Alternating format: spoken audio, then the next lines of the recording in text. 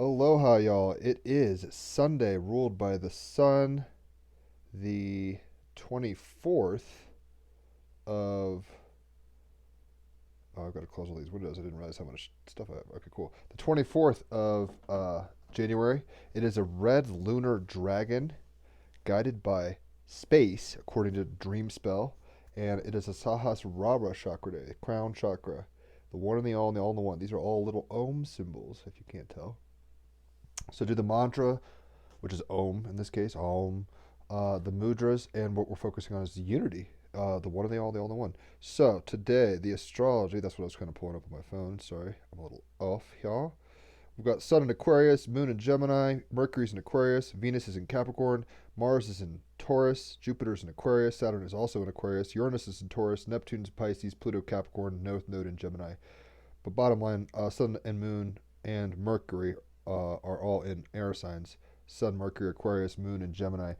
And on a Sunday ruled by the Sun, it's a very highfalutin day mentally. Maybe you're coming into contact with a lot of epiphanies, breakthroughs. I know I've even had a few breakthroughs this morning. Didn't mean emotions weren't involved. I actually did some crying, but you can actually get perspective on things. Let's just put it that way.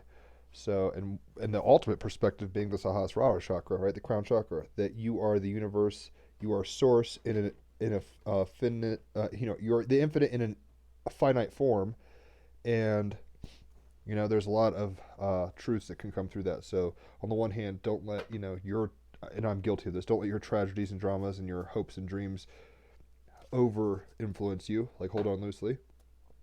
I'm having to tell myself that today. But also know that you are love incarnate, and you are here to be love, right? We've got the devil on a Sunday, right? So this is a major arcana. It's actually like Venus is in Capricorn. Capricorn card is the devil.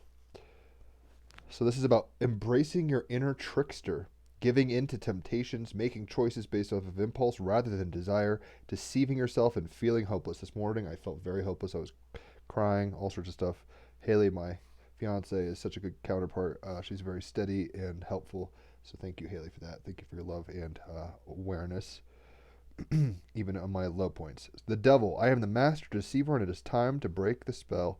Set in the alluring psychedelic vision of a post-apocalyptic world, this card pays homage to the spirit of Bowie's Diamond Dogs.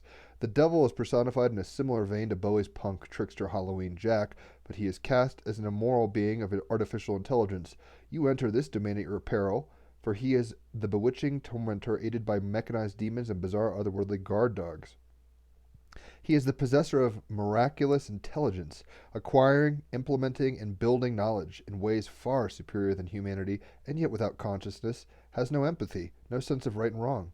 The devil, the embodiment of general artificial intelligence, so engineered to amplify human intelligence and become humanity's savior, mirroring Bowie's Savior Machine, or The Man Who Sold the World, helping to eradicate war, disease, and poverty, has become the double-edged sword. It is the ghost in the machine, the mind-body divide, head without heart. And head without heart, the problem with Mercury and Moon, or rather the Sun and Moon. Let me say this right. The Sun and Mercury, Jupiter, and Saturn are in Aquarius. The North Node and the Moon are in Gemini. It's very heady right now, right?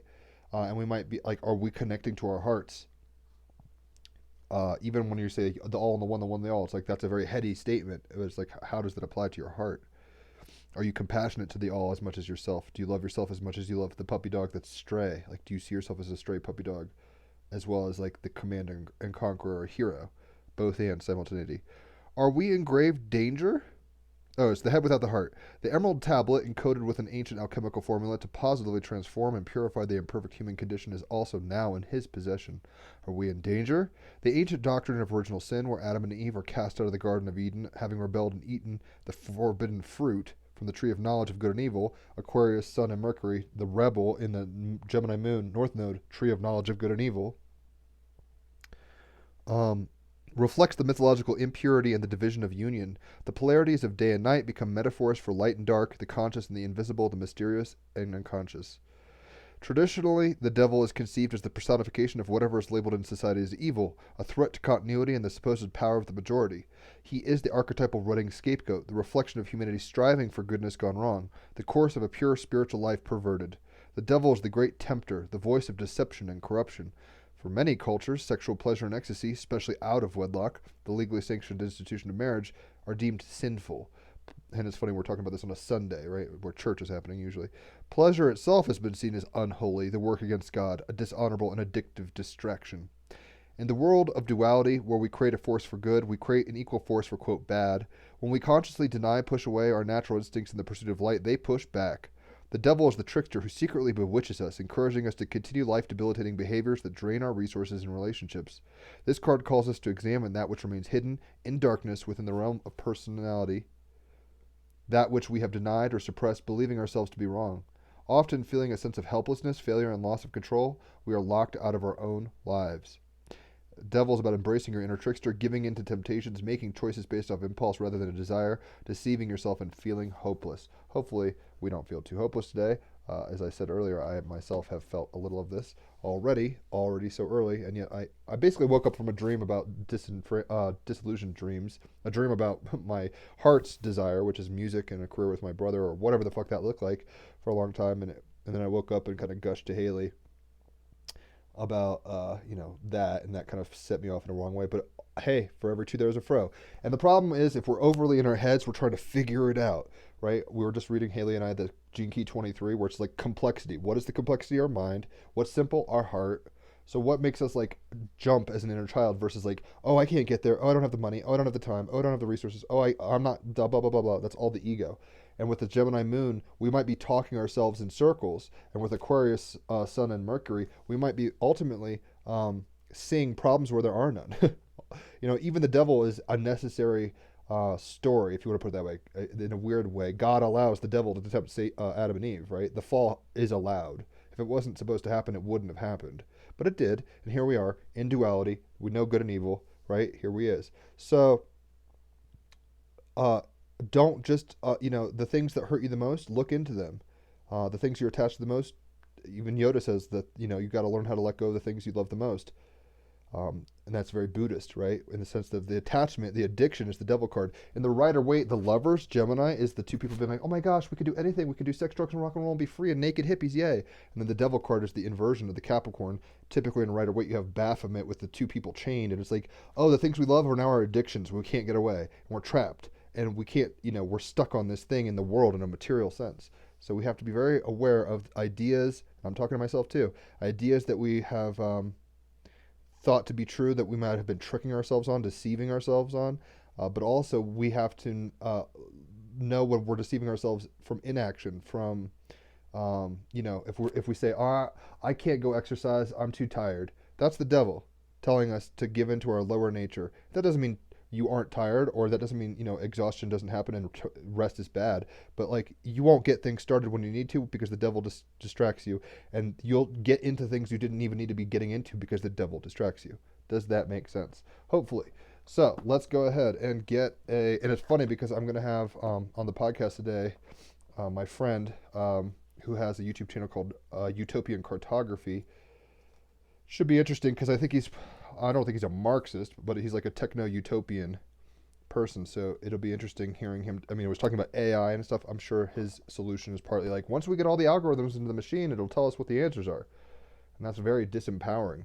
Now, it's necessary in the sense that we've created AI and like we have to learn how to like deal with pure intellection as opposed to heart. But at the same time, we don't want to give our humanity over to heartlessness. That's not the win here. 3 of water is the clarifier. So let me find that right quickly. I guess water's last. Yeah. 3 of water. It's about satisfaction, pleasure, joy, hopefulness, anticipation, attachment, expectation, and disappointment. The emotional side of the devil card. It's like, what are we putting our hopes in? The pleasure. Like he's like, hey, take a bite of this apple and you'll love it, and you're going to see how much of a god you are, and all this kind of stuff, right? There's an attachment though, an expectation, and that expectations lead to disappointments, which is the clarifier, the 3 of water. So these very much tied together. Celebrate your victories. Take satisfaction from your endeavors. Look to the future with anticipation. Your success will continue. A rewarding outcome, an exciting future. Free yourself of unrealistic expectations. That's a big deal, right? Allow the outcome to manifest freely. The devil's in the details, they say. The devil card, right? And we have this tendency to be like, um, if you watch Dark, it's a good example of the show with the show. This is like, oh, I expect this to happen, so I'm gonna make the world bend to that will. My will be done. Service to self. That's the devil. And if we hold on to certain expectations too much, three of water, we get all sorts of fucking messed up. It's not bad to have expectations in a sense. That's how we have hope at all in production. But it's specifics. If it's like I'm not going to be happy unless I have that color car for this price or whatever, right? That's when we get all hung up. So the three of water. The three of water represents satisfaction and indicates that you have come to a time to rejoice in life and your success. She stands tall and confident with arms raised in victorious celebration. She has invested greatly in her creative endeavors and is well satisfied with her progress and accomplishments so far. She is positive and hopeful that her success will continue, and so she turns to greet the future with anticipation and excitement. This card is a positive affirmation and symbolizes the joyous potential for a rewarding outcome. It also signifies the importance of taking time to appreciate, celebrate, and enjoy yourself along the way. The reason you can become a Scrooge McDuck is because you are so in your head that you're looking at the things you don't have yet. Although it's good to always look forward and have a direction, I guess you could say, be grateful for where you are and what you've been through. You wouldn't be where you are right now had you not gone through what you've been through. Nothing's by accident, and I have to, we have to be grateful, choose to appreciate, celebrate, and enjoy what we've experienced along the way, not just say woe is me. And I was having a very woe is me morning this morning. Look back and be proud of what you have accomplished. Do a little victory dance before turning once more to the future with a heart full of hope and a smile upon your lips. I was even talking to Haley. Like, I'm a musician. You'll see me jam in a minute. I want to play music, but because that dream wasn't coming out exactly the devil in the details as I wanted, I've had to, kind of do other things, podcasts, the Daily Card Jam, these other things. And I can celebrate. I mean, at this point, I'm having people that I never thought I'd talk to coming on the podcast, which is amazing. And instead of going, well, I don't have what I want, I should be grateful for that much, right? Three of water, where it's saying, yo, like, no one said this would be easy. Life is suffering according to Buddha, but like you are blessed beyond any level of comprehension. Your DNA, everybody who's able to watch this right now and stuff, you have technology, you have economic, I mean, I'm on food stamps and stuff, but it's like you have economic security. You're a part of a literate society in a time where basically equality is looked at as a value, right? We have a lot to be grateful for. Does that mean that everything's perfect and there aren't fucking crazies out there trying to turn on AI and, hook us up to the matrix and kill our hearts? No. The devil is the tempter in, and it's weird. We've had discussions about this on the podcast where it's like the causal necessity of the fall. It's like this is a part of the bifurcation of evolution. This is necessary. It's good in an abstract way, but it went from a unity, like everyone's an animal kind of being in the Garden of Eden, to a fall into consciousness where we think of ourselves as separate than each other. We pursue things with greed and a lust of the heart that makes us war and never be satisfied. I will never be satisfied, right? That's because she's listening to the devil on her shoulder in Hamilton. I'm alluding to a musical now. It's like, why is she not satisfied? Why is she not grateful that she has two legs and she's at a party and her sister's getting married? She is a little, but she's not totally satisfied. Because why? Because she's expecting certain things and she's telling herself a certain story and attaching to that story. She's like, I should be with that guy, but I never will be. How tragic, right? So we need to be accepting life with joy and hopefulness, experiencing pleasure without attachment and expectation, because those are the things that lead to disappointment. It is important to allow yourself these moments of joy and celebration and to remember them. That's why holidays exist at all. Holidays, we shouldn't be getting drunk and high every day. We should be making them auspicious events to celebrate life. And in a weird way, we should be able to celebrate sober too. You don't have to get all fucked up. We have a culture that says, it doesn't mean anything unless you're blackout drunk. It's like, that's the devil. That's telling us to attach to a chemical or whatever. And it's like, it's a balance. It's both and. It doesn't mean things are bad, but things are just things. They're not the ultimate goal. And ultimately to be grateful for things, good and bad things, leads to a sense of freedom, Three of Cups, that you won't find elsewhere. But it can also lead to heartbreak because you get attached to expectations that don't come to manifest. On the one hand, it is tragic that Romeo and Juliet can't get together and they love each other and they die in each other's arms, and one drinks poison and they thought he was dead and the other one stabs themselves or whatever. The story is tragic, right? But at the same time, if they step back and they were like, wow, I'm a functioning conscious being in a time where I can enjoy food and the sun and beauty and all this stuff, it's like it would be a little less tragic. It's a yin yang. In every tragedy, there's a little beauty, or else it wouldn't stick. And in every comedy, there's a little irony and tragedy, or else it wouldn't be realistic, So the galactic heritage card we have for the day is Force of Attraction. And ironically, that's what the devil was exerting on Eve, right? A force of attraction. Because she wasn't grateful and essentially, joyful in what she had and she wanted more, she reached out and bit that apple, according to the story, right? Which I'm not professing as truth necessarily, but it's like she went out and reached out, bit that apple, and asked for more. That force of attraction is what compelled her to do it. This is an Orion Light card, future timeline number 106 on page 145. I say the page numbers in case anybody syncs up with them. Sometimes they do that. All right, so Orion Light, force of attraction, future timeline. The natural state of existence is balance. It takes more energy to sustain an state of imbalance than to surrender to balance. It takes more energy to be a devil and run towards temptations than to just accept things as they are. There's a double-edged sword. It's like acceptance is easy. It's a flowing like a water, but when we attach, we're drowning because we're not getting what we want. And we're like, oh my God, I'm drowning. Balance is a state of integration where all parts of self are aligned in one, including the devil on your shoulder. This isn't bad. This is functionally necessary. Don't be one of those light workers who bypass and say, I have no dark side. You have shadow, you have ignorance, you have temptations, you have fleshliness, you have lusts, you have brokenness, distortions, all this stuff. Don't trip on that.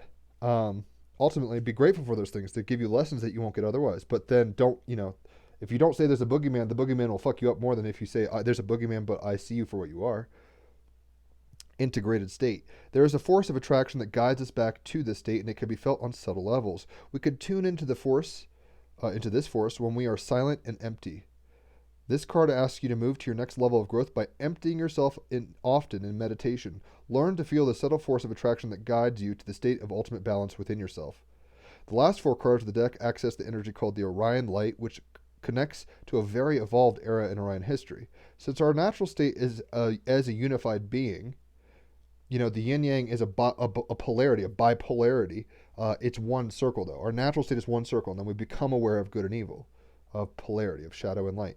It was always there, but we became aware of it in a very particular way. Since our natural state is as a unified being, the circle, and not the yin yang, there are universal forces that pull us towards integration and awakening, no matter how much we resist.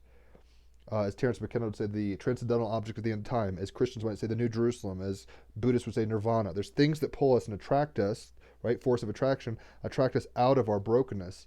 There's things that heal the deception of ourselves and the deception of others in our lives, and we can actually ultimately be grateful for all these things. Three of water. Look, it's not a fun trip to know that death is an end. Like animals aren't aware of their mortality in that way, straight up. And it's tragic to be aware of our limitations. It's tragic to be aware of our flaws. It's tragic to the devil is tragic in a sense, but we've asked to be in a tragicomedy where the big joke is that it's all for our growth. And that's what's pulling us forward, the force of attraction. When we relax and trust in the flow of the universe, we are intuitively pulled toward choices and circumstances that foster our evolution. That's resistance versus acceptance, right? When we resist, we're going to create a lot of more devil in the details. When we accept, doesn't mean the devil's gone ultimately, but we know how to dance with him a little better and not get our toes stepped on. Thus, we are always nurtured by creation, even when it doesn't seem that way. Haley, like today, I was kind of crying and being like, God damn it. A lot of little mishaps have happened lately, and I was feeling very victimized by it. But ultimately, they're for my greater good, and I have to believe that. That is a presupposition, right? It's a belief. If you pulled this card, it could have several meanings. It could mean that you have a good ability to follow this flow and continue to trust it, or it may mean that you're resisting this flow, and this resistance is creating undesirable or painful circumstances in your life. Heard? If so, some serious inner work is needed to reconnect you with the wisdom of the universe that you don't feel capable of accessing. You must create inner stillness in order to sense this flow of energy that gently nudges you toward integration and transformation. The chaos of outer, that's the still small voice, right? As opposed to the devil, which shouts in your ear and all this kind of stuff. Towards integration and transformation. The chaos of outer circumstances is just a reflection of inner chaos. Don't be distracted by the outer chaos if it manifests in your life. Don't be distracted by the devil and all the details. Go within and reconnect with this flow, 3 of water, the natural force of attraction that always nudges you towards awakening. We're always being, nudged towards awakening. I don't know where that card went of the day. I guess it's hidden under all this pile of stuff. The natural force of attraction. This is the Om symbol, and this is the Sahasrara chakra. It's a crown chakra day, Sunday. It's like we're all this point. We've exploded out to these details, and then we listen and say, oh, that's what I am, and that's all I am, and that's what I am, that's all I am. It's like, no, integrate, transform, come to the point, be still and know. That's what that's all about, right? So let's get an animal oracle card and see what's cracking there. Hopefully, you guys are enjoying this. I like doing these things, so I don't actually care who's watching or whatever. But I'm always interested to see where you guys are watching from. I don't know. Tell me an interesting little factoid. Gemini Moon right now, Aquarius Sun. Tell me what you think your biggest natural gift is, right? But don't be so attached to it like the devil card. Don't be like, that's all I am. Like, I'm good at guitar, but it's like I have more to offer than just guitar. And I'm good at talking, but it's more than just a podcast host, right? So be grateful for what you have. And, I don't know, that's maybe something to discuss in the comments. Power, dear. It's a Sunday, it's number 11. We're getting the power back, personal power. And the devil only has power if we pay attention to him. The force of attraction is when we surrender. We're going towards a polarity at all times. You are enough. You are worthy. Let me breathe that, because I need to hear this for myself too. The devil tells you you're not enough. You're not good enough. You're never going to be ready. You're broke. You're out of shape. You're incomplete. You need that drug to feel better. You need this person to complete you. Whatever. You need this career to make yourself feel like you've achieved anything in life. That's not true, right? You are enough. You are worthy. Ethics are a part of building a genuine personal power. Stand strong in front of your bullies and hold your boundaries tenaciously. The ultimate bully, the devil, inside of us. And we have to integrate it. We can't just like fight it and say, fuck bad. It's just like, hold your boundaries tenaciously. Be proud of what you have achieved. That's what the three of water was saying. Be proud and grateful for what you have accomplished, right? But be humble in your outlook. Know that you're being led by a force that's beyond what your conscious mind could ever allow. And then when it tries to figure it out, that's the devil trying to talk to you through all sorts of miscalculations and stuff. Mythos. Actaeon, the son of Aristeus and Adono, and student of Chiron, was hunting with his friends and with his famous pack of hounds through the forest near Mount Olympus. He prided himself on his hunting prowess and almost never returned home without game. So pride comes before a fall. The devil fell with pride, right, in that sense. He was like, I'm the shit. I'm the best hunter there is. And maybe it is a gift he should have been grateful for, but instead he was kind of just boastful and arrogant about it and like haughty, I guess. He prided himself on the hunting prowess and almost never returned home without game. He had boasted to friends over cups of wine that he was the goddess Artemis's equal in the mastery and loved nothing more than to exercise what he was good at. That's the greatest trick. Well, the greatest trick the devil ever pulled was to convince the world he doesn't exist. But simultaneously, he thought he was more important than God in that story. Right? It was like all fine, and he's like, you know what? I could be God. And it's like, all right, let's see how that goes. So he's kind of pulling the same ego trip. One day, he became separated from his friends deep in the forest. He entered a thick grove of trees, and as he passed through, he saw a reed-ringed pond of water. As his view cleared, he realized there was a woman bathing in the pond, and that it was Artemis herself, the person he had been boasting against. So beautiful was she. It occurred to Actaeon that in all propriety he should quickly turn away, but such was her beauty that he wanted to stay and see her, even if for just a few more seconds. He was tempted to look at her, right? And in a Gemini moon, maybe he was just curious, right? He's like, wow, look, what does a goddess's titties look like? Or whatever he was thinking. The goddess turned. She saw Actaeon and was outraged at his transgression of her mysteries. She would have no man see her and tell of it. She told Actaeon that if he tried to speak to anyone ever about her, he would be transformed into a male deer, a stag. Actaeon ran away. I mean, this is very Venus and Capricorn. It's very severe. It's like, you have transgressed the law. Actaeon ran away in fear from Artemis. He was very frightened, but knew the rest of his hunting party must be near. He heard them calling for him, and without thinking, answered them back. Sometimes I'm a Gemini moon, sometimes with the moon in Gemini, you say things without meaning it, and you just kind of talk. Instantly, he was transformed into a great stag. I do find this ironic because he's just saying, he's like, help, help, and they're like, hey, bro. He didn't go, hey, I just saw Artemis naked. So it's like, I don't know why the curse would have been kicked in immediately, but hey, it's a story. Instantly, he was transformed into a great stag. His well-trained dog smelt the stag and began to chase it. Actaeon ran as fast as he could go, his great antlers whistling in the wind. However, the dogs cornered him against some large stones. He tried calling their names, but all that came out was the stag's bellows, and he was ripped apart by his own hunting dogs. The hunter had become the hunted. The hunter becoming the hunted, the devil, right? Ultimately, we're here to find out our ignorance, our delusions, our attachments. That's us hunting the hunter. in a weird way. The hunter in us is trying to distract us and talk in our ear and say, "You're not worthy. I'm old Georgie. I'm going to tell you, Cloud Atlas style. I'm going to tell you all these things." And they're always options, but they're low vibrational options. And maybe there's lessons in there, and we should be Three of Cups grateful for these things that were force of attraction moving through these stories. But ultimately, um, the hunter becomes the hunted.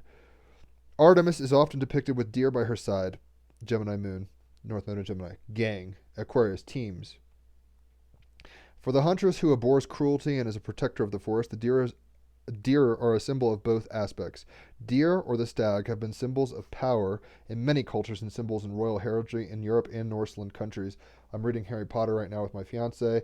The doe Patronus in the Deathly Hollows, as well as his own Patronus. This is a stag, right? It's a symbol of power. The Patronus is how you defeat fear, the fear of what you don't know, the unknown, the devil, right? And you do that by happy thoughts. Three of Cups, being grateful, or not cups, Three of Water. You're grateful. It's like, that's how you summon your Patronus. You don't think of things you hate. You think of things that bring you the most joy, and then you go, expelio patronum, or whatever the fucking word is, and bada bing, you got the power. And that power can pierce even the darkest Dementor night, right? It's a power that is unmatched. It's a holy power, Sunday, right? Crown chakra, taps you into the higher power. Deer are magnificent. This is about the animal now. Deer are magnificent creatures that have long been part of life of humans. The hunting of deer is one of the most ancient and continual of all animal hunting, which is confirmed by Paleolithic drawings. Deer offer meat, leather, skins, and antlers. They're almost like a walking, Walmart for prehistoric people. Our ancestors used the whole animal, and those traditional cultures that still hunt deer as part of a traditional way of life tend to do the same. Deer occur in a wide variety of habitats. We have deer here up in Colorado. They're like mule deer. They're very robust and not afraid of people. Deer occur in a wide variety of habitats, mainly forest and tundra, with some species able to survive at high altitude, where I live. I'm at about 9,000 feet, surrounded by 14,000-foot mountains in Colorado. Every continent, bar Antarctica and Australia, has endemic deer. They are able to jump and swim very well and are fast runners, fast movers, swift to react to threat. They move quickly. They're very agile. Gemini, North Node, Moon.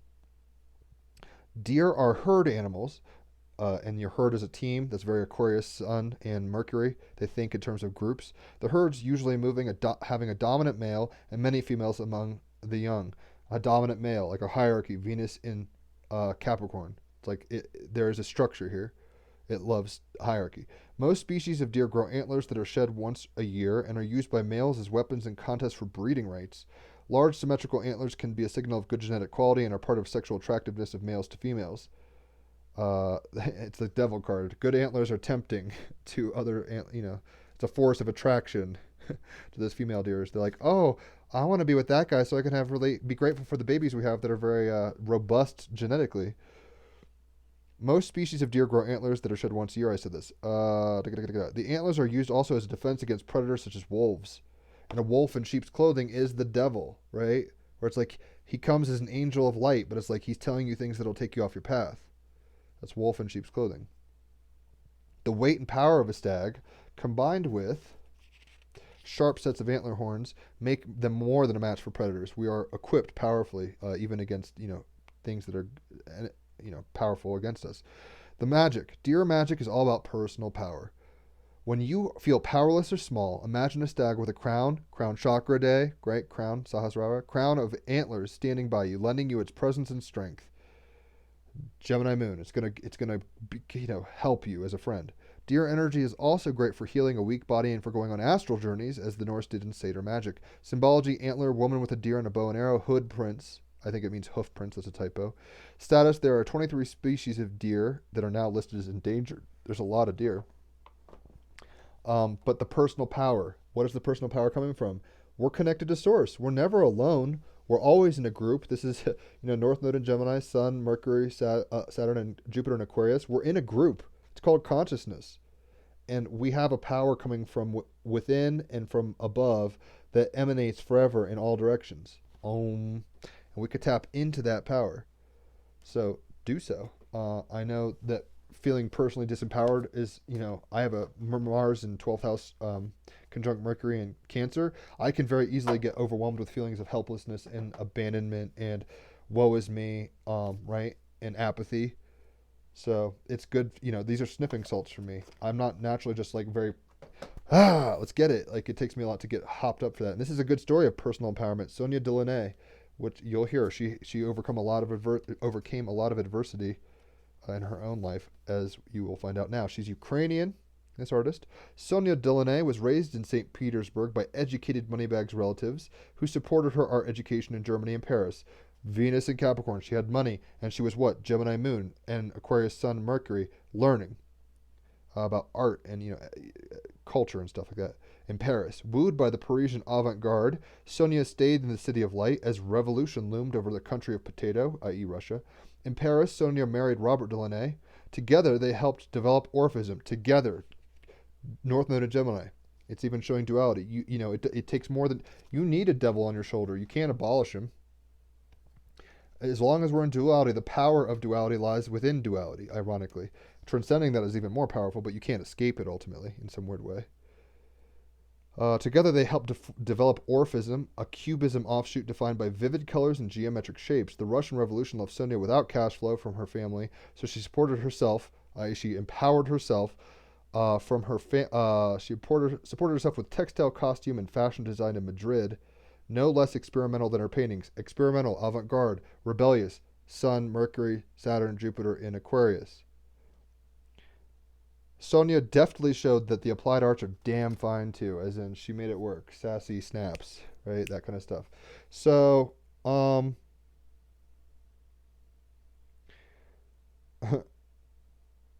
does your geometry lack poetry? Is the advice we're getting from Sonia. Does your geometry, does the shape of your life lack poetry? Does it lack story? In our story, we've asked for the darkest of dark being the devil. And we're supposed to rise through our ignorance, right? We're supposed to rise in power towards love, by, through, and for love. This is the by, through, and for love in form, Om. It's like you start here, you came here, you go there, right? By, through, and for love. It's all one. Are we moving in an empowered way that we're grateful for all the things, trials and tribulations? It doesn't matter, right? Like she was like, oh, I'm rich. Oh, no, I'm not rich. Oh, I have a husband and we're going to make stuff. And now we've revolutionized stuff, right? But you have to realize that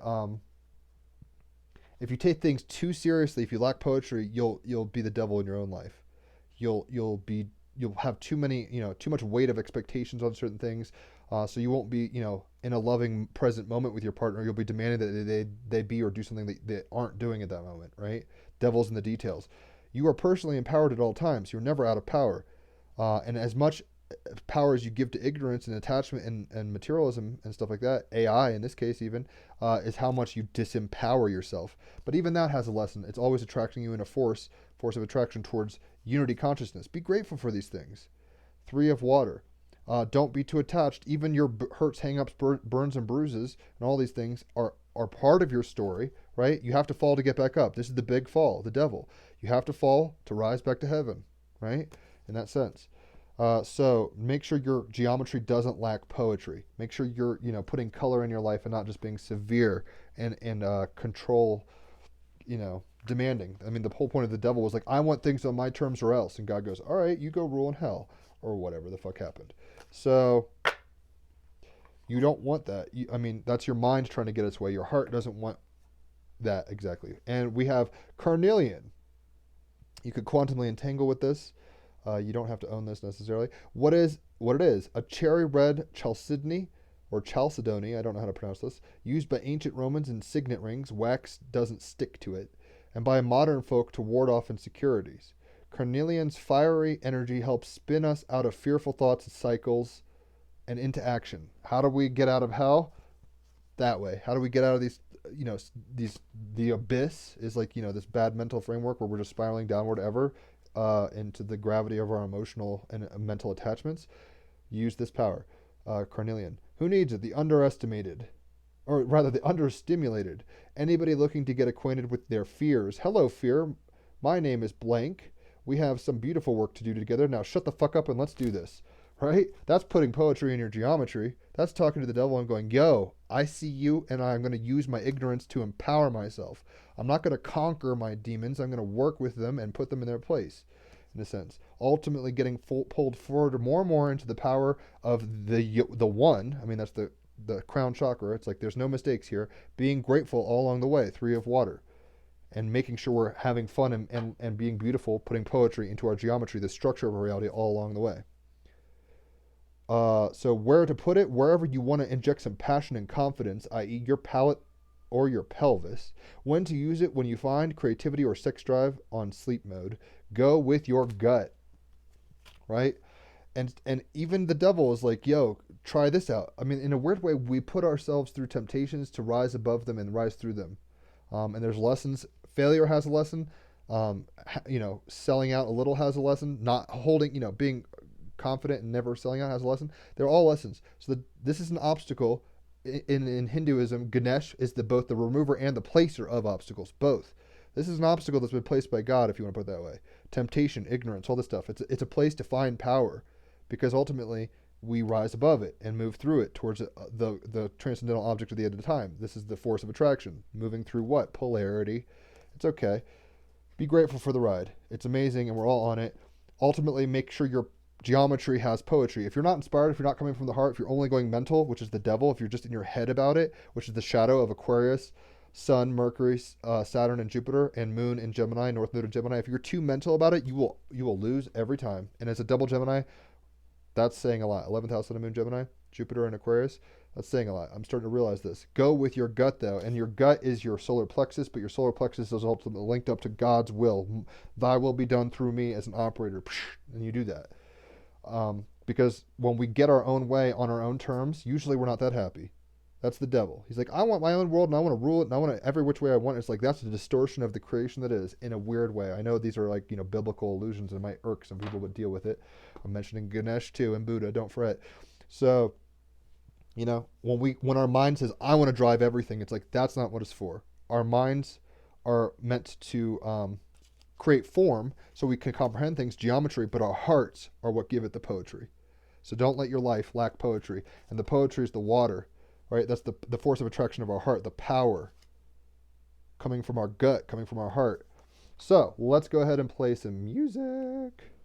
Makes the people come together. Whoa. Apparently my brother is in Denver watching football. Apparently there's football games and stuff. I don't know. I don't watch that shit anymore. If you guys want to watch football, I'm not hating. I used to play football, but just not where my evolution's at right now. So let's play some music.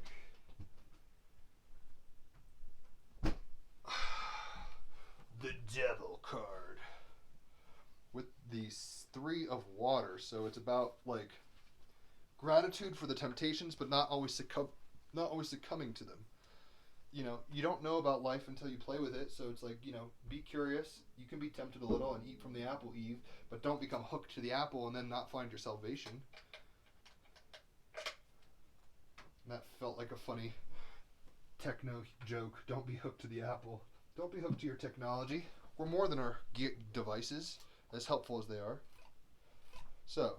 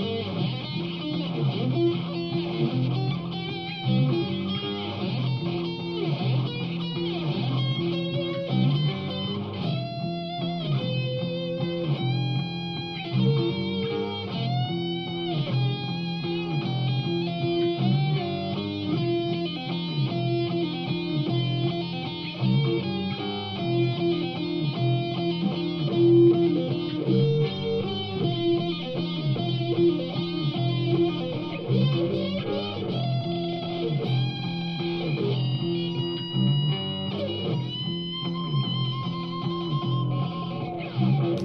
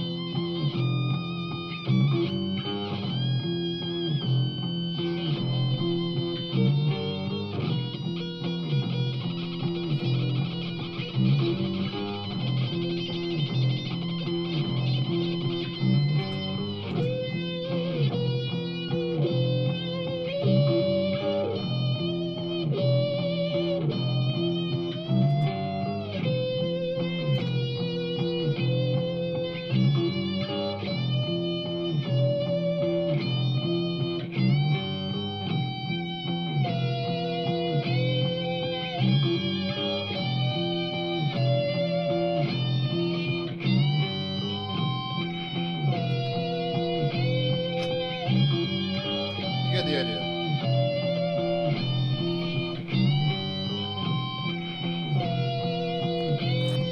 So, the devil... Let me turn this down a little. The devil.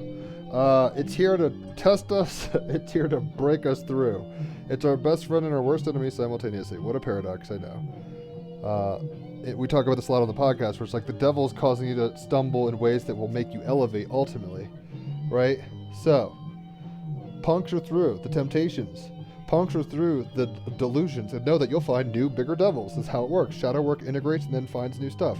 But there's a power in that process, right? There's a power in transcending, being grateful for and not attaching too much to the process, ultimately knowing that you're being forced and pulled in a way that is leading you by your gut through carnelian towards poetry and geometry. It's both. It's everything has form, and then we inject spirit into the form, spirit into matter, right? And the matter, the world, the devil card is the world, is Capricorn. So the world has a structure to it, but we are spirits that have power to color it through gratitude, love, compassion, playfulness, joy, sexuality, poetry, all these things, music. And we're being pulled ever and ever higher into higher lights, just like the Sahasrara chakra is showing us. Like, we've started here, and maybe you have a lifetime that goes that far, maybe you have a lifetime that goes that far, but we're always going back and forth between unity and division, essentially. Don't let your poetry or geometry lack poetry. This could just be a bunch of circles, but she colored them all, and they have different patterns. It's a very different thing than just a bunch of concentric circles. Be grateful for the devil, but don't submit to it. Does that make sense? You have to fall, you have to stumble, you have to have struggles. That's life, baby. Stars explode, and that's how we have elements, right? But ultimately, that which, tries to bring us down pushes us up in a weird way, as long as we don't submit to it and disappear totally. We have power, we have gratitude, we have love, and we're being pulled higher and higher to the Om, the oneness that always was. So go with your gut on things. Don't just go with your head. Go with your heart too, and always try to bring poetry into your geometry, or else you're just kind of going through the motions of being an AI robot. Why are you here anyway?